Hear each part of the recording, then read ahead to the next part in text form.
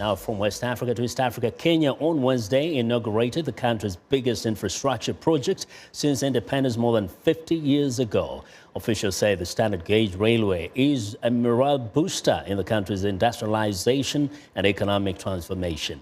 The 480-kilometer China-built standard gauge railway line is built at a cost of $3.8 billion.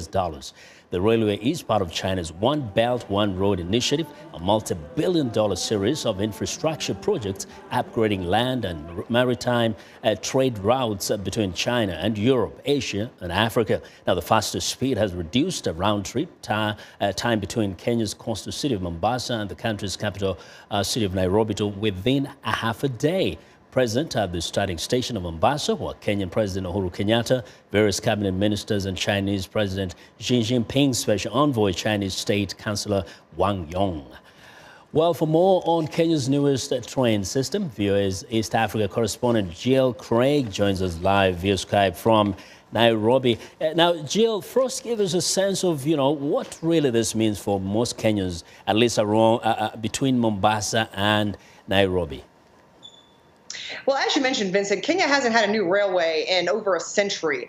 And the railway that they do have is decrepit. Many people experience delays or other problems on that train. So that train has never really been a functional, realistic form of transport for most Kenyans. As a result, when people are traveling from Nairobi to Mombasa and back, and I'm sure that many of your viewers have taken that road, the road is absolutely infamous for traffic jams and traffic accidents. So for the normal passenger, the idea of getting from Nairobi to Mombasa or vice versa in half a day, as you mentioned, is quite appealing. And the fact of the matter is that a bus ticket costs about $12 each way, whereas a new train ticket is going to cost about $7, the government announced today. So both in terms of timeliness and in terms of cost, I think that most average Kenyans are looking forward to this. And of course, we'll also be considering the cost of transporting cargo. But let's focus a little bit on some of the controversial issues that surrounded the project. There were issues of disruption of lives or wildlife and environment. What is the talk of in town at the moment?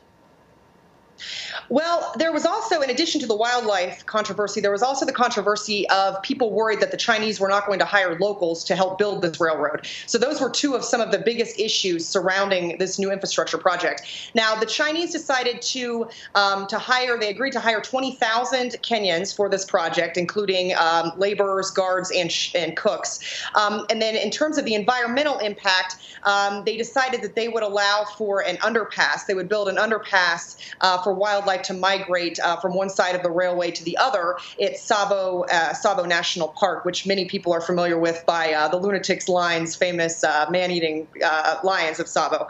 We don't have that anymore, to my knowledge, but I will say that was one concession that the Chinese made. Now, with that said, we still have an issue of Nairobi National Park. So what we inaugurated or launched today was phase 1 of this railway. The next phase will go from Nairobi to the border point with Uganda. And in that phase, it's set to go through Nairobi National Park. Currently, activists have, there's a court order that is prohibiting building currently due to the work of activists, but we don't know what will happen next with that phase. So yes, there has been some controversy with this project. Now, we just mentioned that the president went to commission this railway line. I would know, it's an election here. How kind of timely is this for those who are running for office at this time?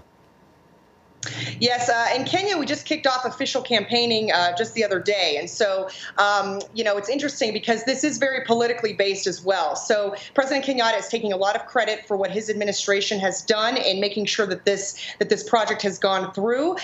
Today, he did indeed inaugurate the new line. He made stops all the way along. I believe it was 6 or 7 stops he made from Mombasa to Nairobi. And there was definitely a bit of informal campaigning or perhaps formal campaigning campaigning that happened at each of those stops.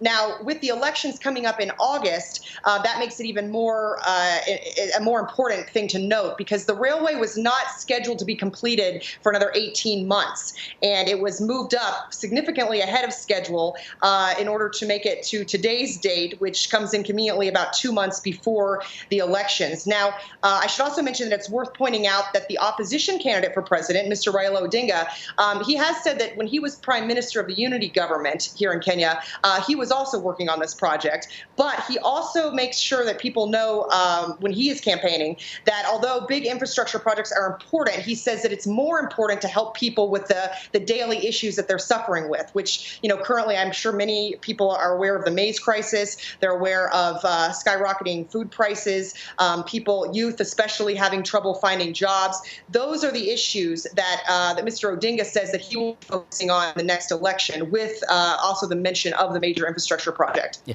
And very quickly, we mentioned that this is part of the bigger Chinese infrastructure development across the world called the Silk Road.